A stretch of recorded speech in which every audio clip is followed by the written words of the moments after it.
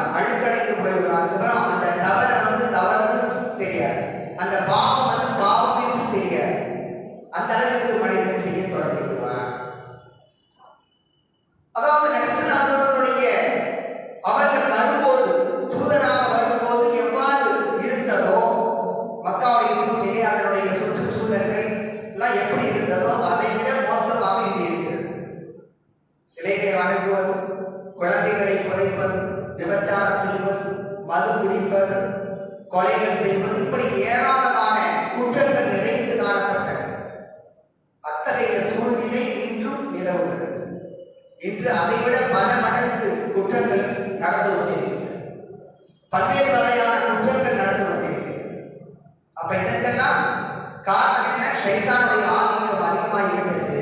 மனிதன் தன்னை கட்டுப்படுத்த மறந்துவிட்டான். ஷைத்தானுடைய ஆதிக்கத்திலே அவன் சென்று கொண்டிருக்கிறான். அவன் கொஞ்ச நேரம் சற்று தன்னுடைய பகுத்தறிவால் சிந்தித்து பார்த்து, இதையெல்லாம் நம்ம செய்யக்கூடாது, இதெல்லாம் கேவலமானது அப்படிங்கிறத மனிதன் உணர்ந்தால் மட்டுமே அவன் பாவங்களிலிருந்து விலக முடியும். என்றால் தொடர்ந்து பாவங்கள் செய்து கொண்டே இருக்கும். அது அவுலகமன் சத்தா, யார் அந்த ஆன்மாவை தூய்மைப்படுத்திக் கொண்டானோ அவன் வெற்றி அடைந்து விட்டார். அப்ப அந்த தூய்மைப்படுத்த விரும்பவில்லை, தூய்மைப்படுத்தாம அழுக்கடைந்து போய்விட்டது அந்த ஆன்மா. அந்த மனது கெட்டு போய்விட்டது, உள்ளம் கெட்டு போய்விட்டது. அதனால் பாவங்களை தொடர்ந்து செய்து கொண்டே இருக்கிறார்கள். இப்படி ஆங்காங்கே பார்க்கின்ற போது பல்வேறு குற்றங்கள் தொடர்ந்து நடைபெற்றுக் கொண்டே இருக்கின்றன. பல்வேறு குற்றங்களிலே நம்முடைய சமுதாயத்தின் பெயர்களை நாம் பார்க்க வேண்டிய துர்பாக்கிய நிலை இருக்கிறது. ஆதரிக்கக்கூடிய இஸ்லாமிய மார்க்கம் நமக்கு கற்றுக் கொடுக்கக்கூடிய அந்த நற்பழக்கங்களை, அந்த நற்போதனைகளை நாம் கடைபிடித்து வாழுகின்ற போது, நம்முடைய பிள்ளைகளுக்கு அவற்றை கற்றுக் கொடுத்து அவர்களை வாழச் செய்கின்ற போது அவர்கள் தவறுகளில் இருந்து விலகிக் கொள்வார்கள், பாவங்களில் இருந்து விலகிக் கொள்வார்கள். ஆனால் அதற்கான நேரம் நாம் ஒதுக்குவதில்லை. நம்முடைய பிள்ளைகள் இன்று எத்தனையோ பிள்ளைகள் தவறான வழியில் சென்று கொண்டிருக்கிறார்கள். அல்லாஹ்வுடைய மார்க்கத்தை படித்தவர்கள், அதாவது இஸ்லாமிய மார்க்கத்துடைய போதனைகளை உள்வாங்கியவர்கள் தவிர மற்றவர்கள் எல்லாம் தவறான பாதையில் சென்று கொண்டிருக்கிறார்கள். இன்னமாக லா யன்துரு இலா சுவரிக்கும் வ அம்வாலிக்கும் வலாகின் யன்துரு இலா குலூபிக்கும் வ அமாலிக்கும். நிச்சயமாக அல்லாஹ் உங்களுடைய உருவங்களை, உங்களுடைய பொருளாதாரத்தை பார்ப்பதில்லை, மாறாக உங்களுடைய உள்ளங்களையும் செயல்களையும் பார்க்கிறேன். எனவே நம்முடைய உள்ளம் எப்படி இருக்கு? நம்முடைய உள்ளம் அல்லாஹ்வை நாடி அல்லாஹ்வுடைய அச்சத்தோடு செயல்படுகிறதா என்பதை தான் அல்லாஹ் பார்க்கிறேன். நம்முடைய நல் அமல்கள் அவனுக்காக வேண்டி இருக்கின்றனவா என்று பார்க்கிறேன். நாம் செய்யக்கூடிய அமல்கள் எத்தனையோ அமல் செய்கிறோம், ஆனால் அவையெல்லாம் அவனுக்கு பொருத்தமானதாக இருக்கின்றனவா என்பதை அல்லாஹ் பார்க்கிறேன். எனவே கணிதத்துக்குரிய இஸ்லாமியர்களே, நாம் இந்த உள்ளத்தை தூய்மைப்படுத்த வேண்டும். இதற்காகத்தான் நபி ஸல்லல்லாஹு அலைஹி வஸல்லம் அனுப்பப்பட்டார்கள். ஒவ்வொரு இறை தூதரும் அதற்காக அனுப்பப்பட்டார். நபி ஸல்லல்லாஹு அலைஹி வஸல்லம் குறித்து ஒரு செய்தி அல்லாஹ் தஆலா சொல்கிறார்.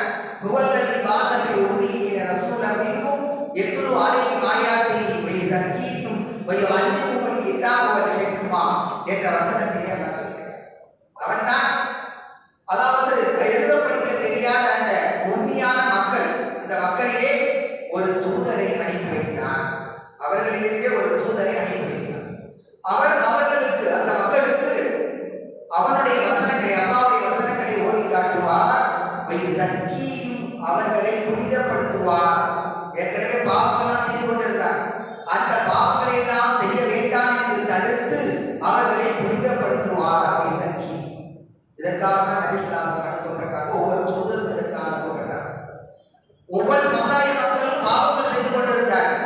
அந்த பாவங்களிலிருந்து அவர்களை தடுத்து நிறுத்தி அல்லாஹ்வுடைய பாதையில் வாருங்கள், அல்லாஹ் எதை கட்டளையிட்டிருக்கிறானோ அவற்றை செய்யுங்கள் என்று ஒவ்வொரு தூதரும், ஒவ்வொரு இறை தூதரும் அதைத்தான் போதித்தார். அப்ப நபி ஸல்லல்லாஹு அலைஹி வஸல்லம் குறித்தும் அதைத்தான் சொல்கின்றார். அவர்களை அவர் புனிதப்படுத்துவார். அன்னிமுகல் கிதாப வல் ஹிக்மா, இறை வேதத்தையும் ஞானத்தையும் அவர்களுக்கு அவர் போதிப்பார் என்று அல்லாஹ் சொல்கிறார். அவர் நினைக்கக்கூடிய இஸ்லாமியர்களே, அந்த மனித உள்ளங்களை தூய்மைப்படுத்துவார் என்று சொல்லி நபி ஸல்லல்லாஹு அலைஹி வஸல்லம் எதையெல்லாம் அல்லாஹ் தடை போட்டானோ அதையெல்லாம் சொல்லி அவர்களை தவிர்க்க சொன்னார்.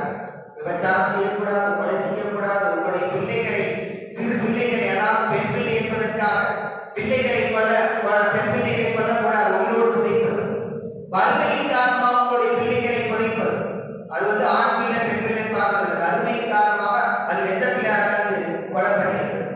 இப்படியாக பல்வேறு தீமைகளை செய்து கொண்டிருந்த அந்த மக்கள் மத்தியில் ஏகத்துவ பிரச்சாரத்தை எடுத்து வைத்து இந்த போதனைகளை எல்லாம் எடுத்து சொன்னார்கள். இதையெல்லாம் செய்யக்கூடாது என்று தடை விதித்தார்கள். அதுக்கு பிறகுதான் அந்த கொஞ்சம் கொஞ்சமாக இஸ்லாமிய மார்க்கத்தை ஏற்றுக்கொண்டு அதன் பிறகு எல்லாவற்றையும் கொஞ்சம் கொஞ்சமாக விட்டார். எல்லா பாவங்களையும் விட்டார், தூய்மைப்படுத்தினார். 10 ஆண்டு காலம் மக்காவில் 13 ஆண்டு காலம் இதைத்தான் செய்தார். 13 ஆண்டுகள் இது மாதிரி அவர்களை தூய்மைப்படுத்துவது, புனிதப்படுத்தக்கூடிய காரியங்களை தான் நபிகள் செய்தார். அதன் பிறகுதான் சட்டங்கள் எல்லாம் மக்கா மதீனாவுக்கு வந்த பிறகுதான் ஒவ்வொரு சட்டமாக வலியுறுத்தப்பட்டது. இதை என்னென்ன சட்டங்கள், இதை செய்ய வேண்டும் அப்படிங்கிற கட்டளை எல்லாம் விடப்பட்டது. ஆகவே இஸ்லாமிய பேசுவார்களே, இந்த உள்ளத்தை தூய்மைப்படுத்த வேண்டும். அது குறித்து வேறொரு இடத்தில் என்ன சொல்கிறார்? யார் அந்த உள்ளத்தை தூய்மைப்படுத்திக் கொண்டாரோ அவர் வெற்றி அடைந்து விட்டார். அதன் பிறகு அல்லாஹ்வின் பெயரை நினைவு கூர்ந்து அவர் தொழுவார். அல்லாஹ்வின் பெயரை நினைவு கூர்ந்து அவர் தொழுவார். அதன் காரணமாக அவர் வெற்றி அடைவார். இந்த உள்ளத்தை தூய்மைப்படுத்தது அப்படின்னு சொன்னா கட்டுப்படுத்துவது. இறைவன் ஒருவன் நம்மை பார்த்து கொண்டிருக்கிறார். நாளை வறுமையில் நாம் செய்யக்கூடிய இந்த செயல்களுக்கெல்லாம் விசாரணை இருக்கிறது என்ற அச்ச உணர்வு ஒரு மனிதனுக்கு வருகின்ற போதுதான் அவன் பாவங்களிலிருந்து விடுதலை பெற முடியும். அப்ப அதுக்காகத்தான் உள்ளம் குறித்து திருமறை குர்ஆனிலே அல்லாஹ் தஆலா சொல்கிறார். இந்த உள்ளம் இருக்குதே, அது தீமையை தூண்டக்கூடியது. தீமை செய் என்று தூண்டிக்கொண்டே இருக்கும். ஒரு அழகான பெண்ணை பார்க்கின்ற போது அல்லாஹ் நம்மை தடுத்திருக்கிறான் அப்படிங்கிறது முன்ன வராது. அவரை எப்படியாவது அடைய வேண்டும் அப்படிங்கிற அந்த நினைவு தான் முதல்ல வரும். ஷைத்தான் அதை தான் போடும். அப்ப அவரை மீண்டும் மீண்டும் பார்க்க கூடாது என்று நபிகள் சொல்லியிருக்கிறார்கள். அந்த தடை அவனுக்கு முன்னால் வந்து நிற்காது. அவனுக்கு அந்த பெண்ணை அடைய வேண்டும் என்பதுதான். அப்ப இதுதான் இன்றைக்கு நடைபெறக்கூடிய பாவங்களிலே முதன்மையானது. ஆங்காங்கே பெண்கள் கேவலப்படுத்தப்படுகின்றார்கள், கற்பழிக்கப்படுகின்றார்கள், வன்புணர்வு செய்யப்படுகின்றார்கள், அதன் பிறகு கொலைகள் செய்யப்படுகின்றார்கள். இப்படிப்பட்ட நிகழ்வுகள் ஆங்காங்கே நடைபெற்றுக் கொண்டே இருக்கின்றன என்பதை பார்க்கிறோம். அப்ப இது போன்ற ஒரு நிகழ்வு நபி யூசுப் அலைஹிஸ்ஸலாமுடைய காலத்திலே நடந்தது. அவர்கள் இருக்கின்ற அந்த வீட்டிலேயே ஒரு அமைச்சரின் மனைவி அந்த யூசுப் அலைஹிஸ்ஸலாம் அவர்களுடைய அழகில் மயங்கி அவரை எப்படியாவது அடைய வேண்டும் என்று அவரை துரத்தி கொண்டு போகின்றார் என்ற செய்தியை நாம் திருமறை குர்ஆனிலே பார்க்கிறோம். அப்ப இந்த வரலாறு நமக்கு எதை உணர்த்துகிறது? ஆணும் சரி பெண்ணும் சரி யாராக இருந்தாலும் தவறு செய்ய அந்த ஷைத்தான் தூண்டிக் கொண்டே இருப்பார். அது குறித்து அந்த நேரத்திலே அந்த பெண்மணி சொல்கின்றார். விசாரணை நேரத்தில் சொல்கின்றார் அந்த பெண்மணி, என்னுடைய ஆன்மாவை நான் புனிதப்படுத்திக் கொள்ள மாட்டேன். நிச்சயமாக இந்த ஆன்மா பாவங்கள் செய்ய தூண்டிக் கொண்டிருக்கிறது. அதன் காரணமாக நான் இந்த பாவத்தை செஞ்சுட்டேன் அப்படின்னு சொல்லி அந்த பெண்மணி சொல்வதாக திருமறை குர்ஆனிலே பதிவு செய்யப்பட்டிருக்கிறது. அப்ப நமக்கு வழங்கப்பட்டுள்ள அந்த ஆன்மா, நமக்கு இருக்கக்கூடிய இந்த ஆன்மா தவறுகள் செய்வதற்கு தான் தூண்டிக் கொண்டே இருக்கும், பாவங்கள் செய்வதற்கு தான் தூண்டிக் கொண்டே இருக்கும். நாம் அதை எப்படி அதை சுத்தப்படுத்துவது? அல்லாஹ்வுடைய நினைவை கொண்டுதான், மறுமையுடைய விசாரணையை கொண்டுதான் நாம் நம்மை தூய்மைப்படுத்திக் கொள்ள முடியும்.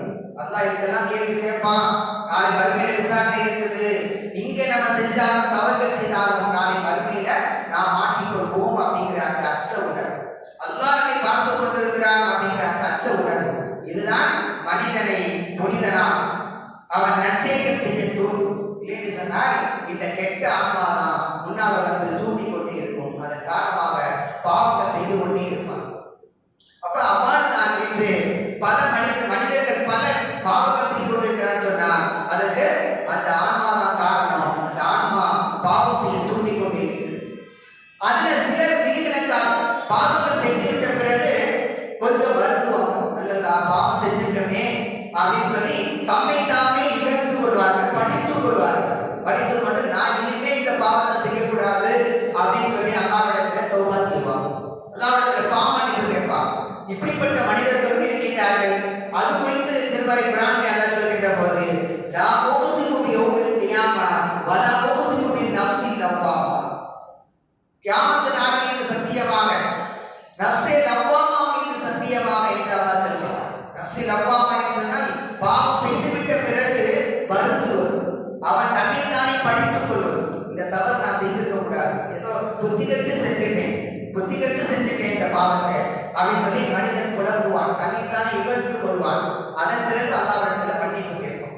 இப்படிப்பட்ட நிலைக்கு நாம் வந்துவிட வேண்டும். இப்படிப்பட்ட நிலைக்கு வந்துவிட வேண்டும். அந்த நிலையை கடந்து அதன் பிறகு ஒரு நஃப்ஸ் இருக்கிறது.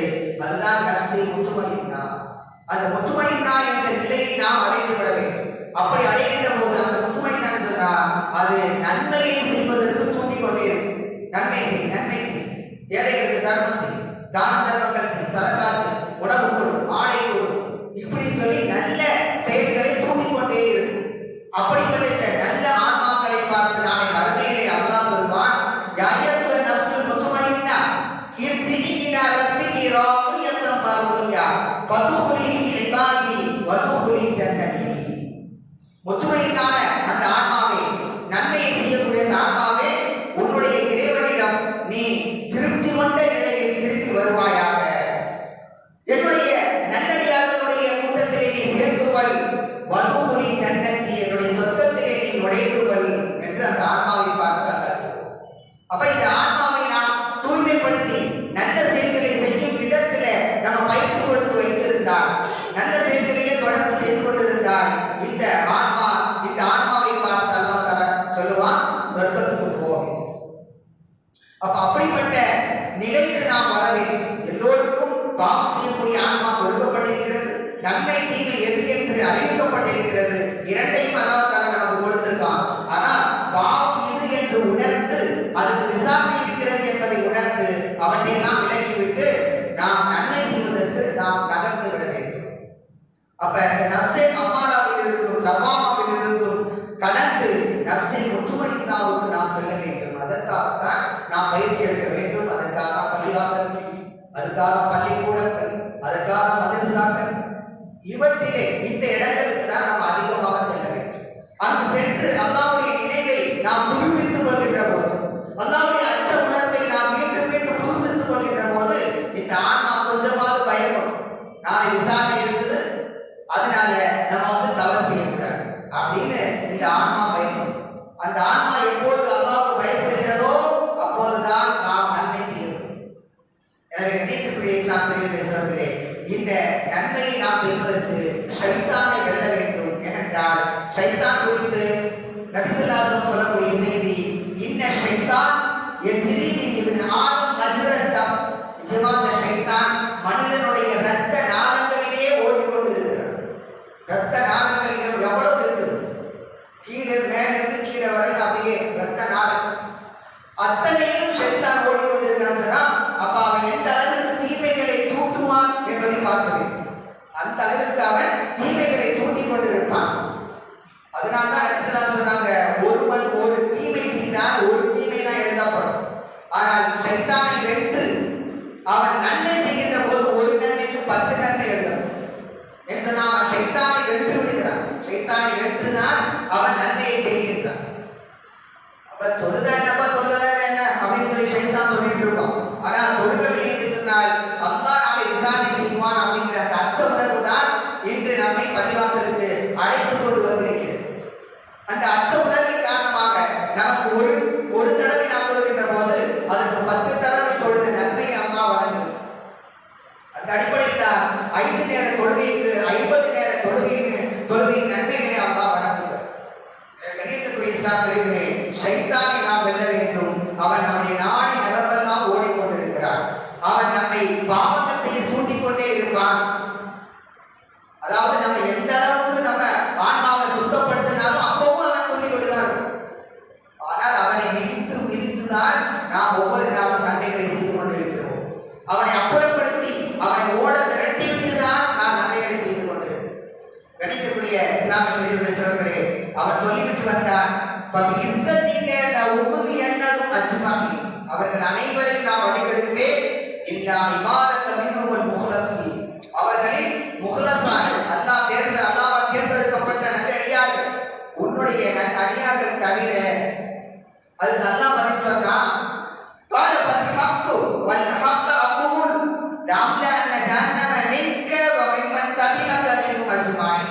உன்னையும் உன்னை யாரெல்லாம் பின்பற்றினார்கள் அவர்களையும் கொண்டு நரகத்தை நான் நிரப்புவேன் என்று அல்லாஹ் சொன்னார். அவன் சவால் விட்டதுக்கு அல்லாஹ் பதில் சொல்லிட்டான். அப்ப யாரெல்லாம் உன்னை பின்பற்றி வருகிறார்களோ அவர்களை எல்லாம் நான் நரகத்தை நுழைப்பேன், நரகத்தை நிரப்புவேன் என்று சொல்லியிருக்கிறேன். வழியில் சென்று விட்டால் நாம் தீமைகள் தான் செய்து கொண்டிருக்கோம். எனவே அவனை விதித்து விட்டு நற்பழக்கங்களை நாம் நம்முடைய உள்ளத்திற்கு கற்பித்து அந்த நல்ல குணங்களை நல்ல செயல்பாடுகளை நாம் செய்ய வேண்டும். கணிதத்துக்குரிய இஸ்லாம் பெரியவர்களே சகோதரர்களே, இந்த இன்று பல்வேறு தீமைகள் நடைபெற்றுக் கொண்டிருக்கின்றன. அவற்றுக்கெல்லாம் முதன்மையான காரணம் ஒன்று உண்டு. முதன்மையான காரணம் ஒன்று உண்டு. அதுதான் மது பழக்கம், போதை பழக்கம். இது இன்று நாட்டில் சுதந்திரமாக விடப்பட்டிருக்கிறது. ஆங்காங்கே, அதாவது கிராமங்கள் தோறும் கடைகள் திறந்து வைக்கப்பட்டிருக்கிறது. நகரங்கள் மட்டும் இல்லை, கிராமங்கள் தோறும் கடைகள் தாராளமாக திறக்கப்பட்டிருக்கின்றன. அன்றைய பொழுதிலே, அன்றைய கடந்த காலங்களிலே ஆண்கள் மட்டும்தான் குடித்து கொண்டிருந்தார்கள். இன்று பெண்கள் உட்பட குடிக்கின்றார்கள். அதாவது பள்ளி சிறுவர்கள் உட்பட, பள்ளி மாணவர்கள் உட்பட எல்லாரும் குடிக்கிறார். குடிக்கு விதிவிலக்கே கிடையாது. அந்த அளவிற்கு எல்லாரும் குடிக்கிறார். அப்ப இதைத்தான் அல்லாஹ் தஆலா சொல்கிறார், யா அய்யுஹல்லதீன ஆமனூ இன்னமல் ஹம்ரு வல் மைஸிர் வல் அன்ஸாப் வல் அஸ்லாம் ரிஜ்ஸும் மின் அமலி ஷைத்தான். இந்த மது இருக்கிறதே, சூதாட்டம், இது எல்லாமே ஷைத்தானுடைய வேலை, ஷைத்தானுடைய வேலைகள். மின் அமலி ஷைத்தான் ஃபஜ்தனிபூஹு லஅல்லக்கும் துஃப்லிஹூன். அதை நீங்கள் தவிர்த்துக் கொள்ளுங்கள், வெற்றி அடைவீர்கள். அதை தவிர்த்துக் கொள்ளுங்கள், வெற்றி அடைவீர்கள். இன்னைக்கு அதை குடிச்சிட்டு தான் ஏராளமான பாவங்களை செய்து கொண்டிருக்கிறது. கணிதத்துக்குரிய இஸ்லாம் பெரியவர்களே சகோதரர்களே, நபி ஸல்லல்லாஹு அலைஹி வஸல்லம் சொல்லக்கூடிய ஒரு வார்த்தை, குல்லு முஸ்கிரின் ஹராம். எதெல்லாம் போதை தருகிறதோ அவை அனைத்தும் தடை செய்யப்பட்டது. இன்னைக்கு வேறு வேறு பேர்களிலே மதுவை அறிமுகப்படுத்துகிறார்கள். இது குறைவான போதை, இதை குடிக்கலாம் அப்படின்னு சொல்லி சில பேர். இப்படியாக மனிதர்கள் இன்று போதைக்கு அடிமையாகிவிட்டார்கள் என்பதை பார்க்கிறோம். கணிதத்துக்குரிய இஸ்லாம் பெரியவர்களே சகோதரர்களே, கடந்த வாரத்தில், இப்ப அண்மை காலத்தில் நடந்து தெலுங்கானாவில் ஹைதராபாத்ல குகர்பள்ளி அப்படிங்கிற ஏரியா, ஹைதர் நகர் அப்படிங்கிற அங்க கலப்பட கல்லு குடித்ததன் காரணமாக 9 பேர் இறந்திருக்கிறாங்க, 40 பேர் மயக்கம் போட்டிருக்கிறாங்க. அதுல பெண்கள் 12 பேர். இதுதான் மிக முக்கியமான செய்தி. பெண்களும் அதுல இருக்காங்க. ஆக இப்படி ஆண்கள் பெண்கள் என்ற வேறுபாடு இல்லாமல் கல்லு குடிக்கிற, மதுவை குடிப்பது, அதுல போதை கம்மியா இருக்குன்னு சொல்லிட்டு எதையாவது கலந்து போதை அதிகமா வேணுமா, அப்படி கலந்து குடித்தது காரணமாக தான் அவர்களெல்லாம் இறந்து போயிருக்கிறார்கள் என்பதை நாம் பார்க்கிறோம். கடந்த ஆண்டு நம்ம கேள்விப்பட்ட செய்தி தான். கடந்த ஆண்டு கள்ளக்குறிச்சியில 68 பேர் இறந்திருக்காங்க. இந்த சாராயத்தை, மதுவை குடித்துவிட்டு, கள்ள சாராயத்தை குடித்துவிட்டு 68 பேர் இறந்திருக்கிறார். இப்படி மதுவை குடிக்க வைத்து மனிதன் மதுவை குடித்து இறந்து கொண்டிருக்கிறான். போதையிலே மனிதர்களும் அப்படியே தம்முடைய உயிரை இழந்து கொண்டிருக்கிறார்கள் என்பதை பார்க்கிறோம். ஆக நபி ஸல்லல்லாஹு அலைஹி வஸல்லம் செய்தியை சொல்கிறார்கள், இந்த மதுதான் முதல், அதாவது பாவங்களின் தாய். அல் ஹம்ரு வல் ஹபாயிஸ். இந்த மதுதான் பாவங்களின் தாய். அப்ப பல்வேறு பாவங்களுக்கு மூல காரணமாக இந்த மதுதான் இருக்கிறது. அதற்கு சான்றாக அண்மையில் நடந்த ஒரு நிகழ்வு. அண்மையில, அதாவது புதுக்கோட்டை மாவட்டம் அறந்தாங்கி, அதுல நாகுடி என்ற ஊர், அதுல ஒருவன் காளிதாஸ் என்பவன்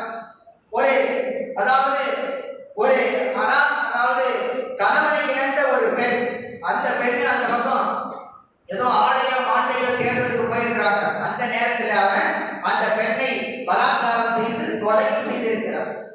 அது பிறகு குறைந்த நேரத்திலேயே அவனை போலீசார், காவல்துறை அவனை பிடிச்சிட்டாங்க அப்படிங்கிற செய்தியை நம்ம பார்க்கணும். அவன் சொல்றான், தன்னுடைய வாக்குமூலத்தில் சொல்றான், நான் மது குடித்திருந்தேன், அதனால்தான் இந்த தீமையை நான் செஞ்சிருக்கேன் அப்படின்னு அவன் சொல்றான். அப்ப மது குடித்து விட்டால் அவன் தன்னுடைய சுய நினைவை இழந்து விடுகிறான். அதனால் பல்வேறு பாவங்களை செய்கின்றான். முன்னால இருக்கிறது யாரு? அது பெண்ணாக மட்டும்தான் தெரியும். அது தாயா, தந்தையா, தாகையா, அதாவது தாயா, தந்தையா, மற்ற எந்த உறவு கூட தெரியாது. ஏதோ ஒரு பெண் அப்படின்னு சொல்லி தவறான செயலிலே அவன் ஈடுபட்டு விடுவான். இப்படித்தான் இன்று மது பல்வேறு தீமைகளை செய்வதற்கு காரணமாக இருக்கிறது. மது பழக்கம் தான் இன்று பல்வேறு தீமைகளுக்கு அடிப்படை காரணம், பல்வேறு விபத்துகளுக்கு காரணமாக இந்த மது இருக்கிறது என்பதை நாம் பார்க்கிறோம். இப்படி பல்வேறு தீமைகளுக்கு இந்த மது காரணமாக இருக்கிறது. எனவே கணிதத்துக்குரிய இஸ்லாம் பெரியவர்களே, மிக முக்கியமாக இந்த போதையிலிருந்து நம்முடைய இளைஞர்கள் முற்றிலுமாக தவிர்த்து கொள்ள வேண்டும். இறைவன் நாளை தண்டிப்பான் என்பதை நாம் நினைவில் கொள்ள வேண்டும். அது மட்டுமல்ல, இந்த பாவத்தை பற்றி சொல்கின்ற போது ஒருவன் தொழுதாலும் அவருடைய 40 நாள் தொழுகை ஏற்றுக்கொள்ளப்படாது என்று நபிஸல்லல்லாஹு அலைஹி வஸல்லம் சொல்கிறார். அது குடிச்சிட்டு வந்து தொழுகிறான் அப்படின்னு சொல்லி 40 நாளுடைய தொழுகை அவனுக்கு ஏற்றுக்கொள்ளப்படாது. ஆக இப்படி பல்வேறு எச்சரிக்கைகளை விடுத்த நபிஸல்லல்லாஹு அலைஹி வஸல்லம் நமக்கு பல்வேறு எச்சரிக்கைகளை விடுத்தும் நாம் அதிலே கவனக்குறைவாக இருக்கிறோம். கடைசியாக ஒரு செய்தி, இந்த செய்தி தான் நமக்கு மிக மிக முக்கியமானது. சிறு பிள்ளையாக இருக்கின்ற போதே தம்முடைய பிள்ளைக்கு தந்தை சொல்லக்கூடிய ஒரு அறிவுரையை அங்கே நபி லுக்மான் அலைஹிஸ்ஸலாம் அவர்கள் சொல்கிறார்கள். யா புனிய இன்னஹா இன்தகு மிஸ்கால ஹப்பத்தின் மின் ஹர்தல் அவ் தகுன் ஃபீ ஸஹரத்தின் அவ் ஃபீ ஸமாவாத்தி அவ் ஃபில் அர்த் யஅதி பில்லாஹ். என்னுடைய அருமை மகனே, ஒரு கடுகளவு ஒரு செயலை நீ செய்தால், அது ஒரு பாறைக்கு கீழே இருந்து கொண்டு செய்தால் அல்லது வானங்களுக்கு மேலே இருந்து செய்தால், பூமிக்கு கீழே இருந்து செய்தாலும் பூமியில் இருந்து செய்தாலும் அதை இறைவன் கொண்டு வருவான். அதை இறைவன் கொண்டு வருவான். அல்லா அதை கொண்டு வருவான். அதாவது அதற்கான விசாரணை நாளை மறுமையிலே உண்டு என்பதை இங்கே ஒரு தந்தை தன்னுடைய பிள்ளைக்கு பதிவு செய்கின்றார். இளம் பிராயத்திலே, சிறு பிராயத்திலேயே தன்னுடைய பிள்ளைக்கு இந்த செய்தியை பதிவு வைத்து விட்டால் அவர்கள் தவறின் பக்கம் ஒருபோதும் செல்ல மாட்டார், பாவங்கள் செய்ய மாட்டார்கள். எனவே கண்ணியத்துக்குரிய இஸ்லாம் பெரியவர்களே சகோதரர்களே, இறைவன் நம்மை பார்த்து கொண்டிருக்கிறான் அப்படிங்கிற அந்த நினைவு மட்டும்தான் நம்மை தவறான பாதையிலிருந்து திருப்பி நேரான பாதைக்கு வர வைத்து நன்மைகளை செய்ய தூண்டும். எனவே அந்த இறை அச்சத்தை நாம் அனைவருக்கும் அல்லாஹ் தஆலா தந்தல் புரிவானாக. பாவங்கள் செய்வதிலிருந்து முற்றிலும் விலகி, ஷைத்தானுடைய பாதையிலிருந்து முற்றிலும் விலகி நாம் நன்மைகளை செய்வதற்கு அல்லாஹ் தஆலா நம் அனைவருக்கும் தௌஃபீக் செய்வானாக. வா பில் அல்ஹம்துலில்லாஹி ரப்பில் ஆலமீன். அஸ்ஸலாமு அலைக்கும் வரஹ்மத்துல்லாஹி